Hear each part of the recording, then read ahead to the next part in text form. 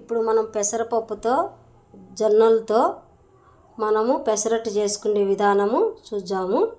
1 glass పెసరపప్పు,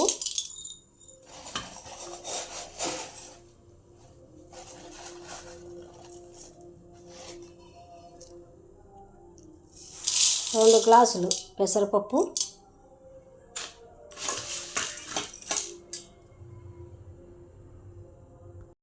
సగం glass ఉద్దిపప్పు. నేను పొట్టు బేళ్ళే తీసుకున్నాను, తెల్ల గుండ్లు తీసుకోలేదు, పొట్టు బియ్య తీసుకున్నాను. ఏమంటే ఈ పొట్టి అయితే బాగుంటాయి, నేను పొట్టియే తీసుకున్నాను. మీ దగ్గర తెల్లవి ఉంటే కనుక తీసుకోండి. ఈ సగం గ్లాసు, ఈ 2 గ్లాసులు. ఇప్పుడు 1 గ్లాసు జొన్నలు,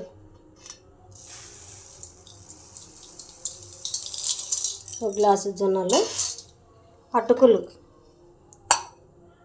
సగం గ్లాసు అటుకులు, కొద్దిగా సగం గ్లాసు కన్నా సగం తక్కువ అటుకులు. ఇవన్నీ మనము బాగా నీట్గా నీళ్లు పోసుకొని శుభ్రంగా 3 సార్లు 4 సార్లు కడుక్కొని నానబెట్టుకోవాలి.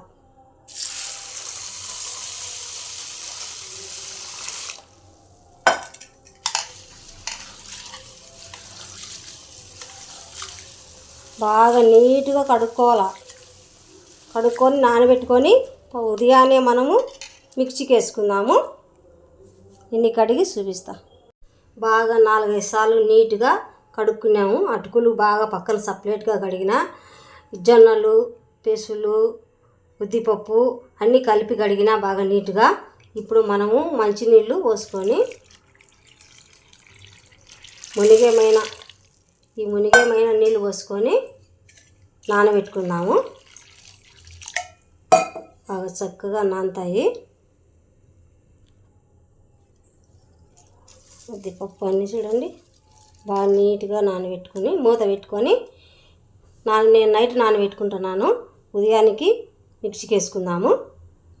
రాత్రి నానబెట్టినాం కదా, ఇప్పుడు మూత తీసి చూద్దాం. చూడండి చక్కగా నానాయి బాగా. ఇప్పుడు మనము మళ్ళీ ఈ నీళ్ళన్నీ వంపేసుకొని మళ్ళా కడుక్కుందాం నీట్గా.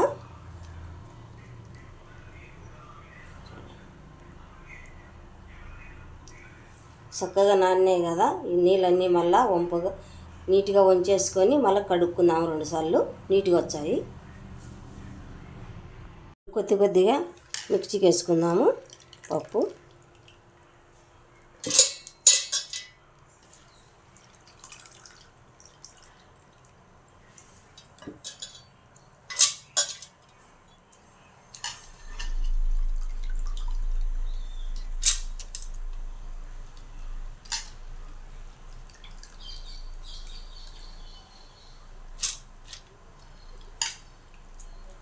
కొద్దిగా నీళ్ళు వాటర్ ఎక్కువ పోయకూడదు.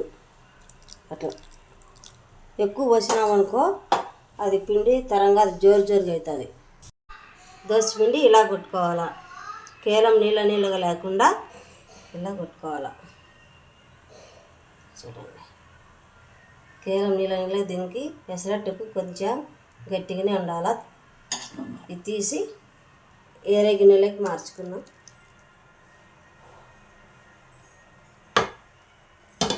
ఇంకొక వాయి వేసుకున్నాము. మనం అలాగనే మిక్సీ కొట్టుకున్నాము. ఒక వాయి వేసుకోవాలి.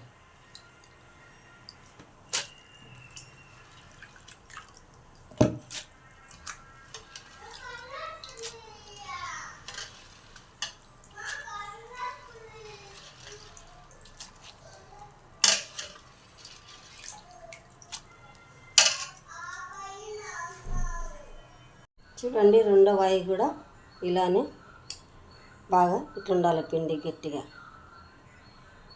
దీనికి ఇది కూడా తీసి ఈ గిన్నెలోకి వేసుకుందాం.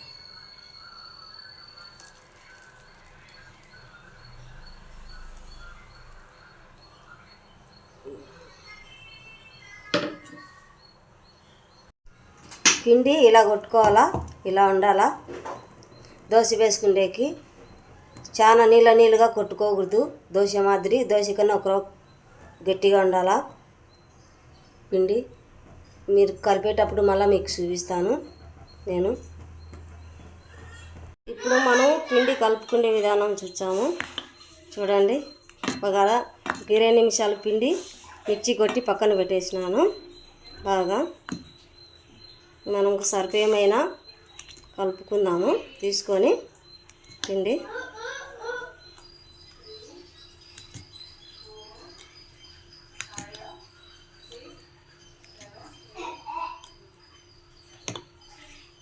తీసుకొని పక్కన పెట్టుకున్నాము. దీంట్లో మనము ఏం వేసుకున్నాము, సరిపోయేమైన సాల్ట్ 1 స్పూను,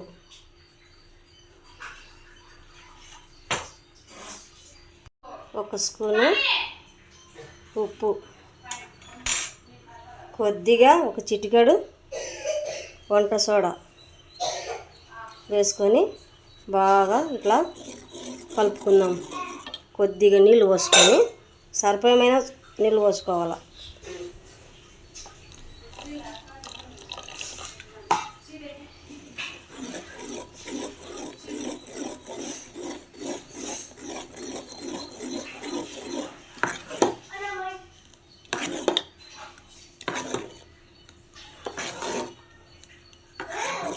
సరిపోతుంది.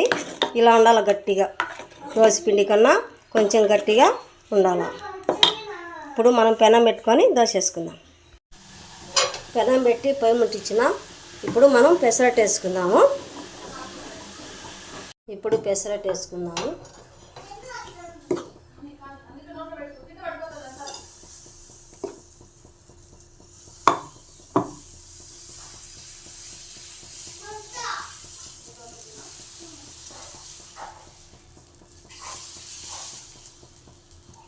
ఇలా వేసుకుందాము.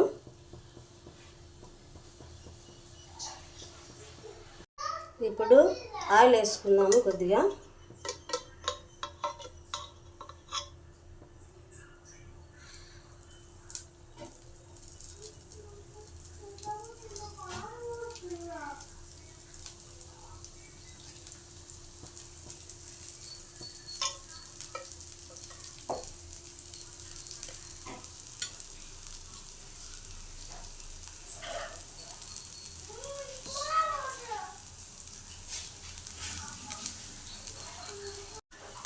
ఇప్పుడు చూసాము పైన అంతా బాగా ఎర్రగా కాలింది కదా.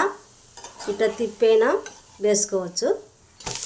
ఇలా చూడండి కిస్మిగా వచ్చింది బాగా దోశ. సూపర్ అంటే సూపర్ వచ్చింది. ఇప్పుడు చూద్దాము. ఇలా చూడండి ఎంత బాగా వచ్చిందో.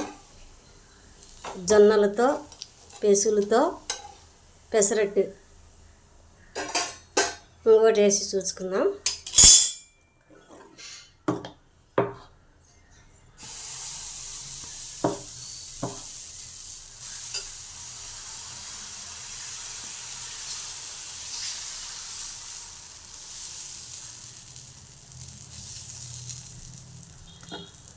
పెనము దోశ వేసేటప్పుడు హీట్లో ఉండకూడదు. దోశ వేసినాక మనం మంట పెంచుకోవాలా.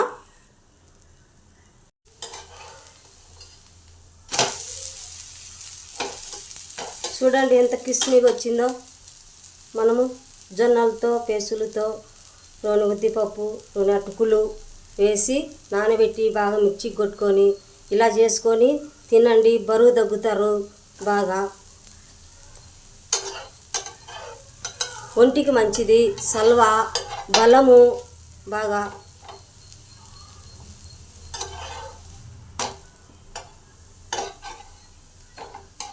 చూడండి దోశ ఎలా ఉందో, పర్ఫెక్ట్గా వచ్చేసింది.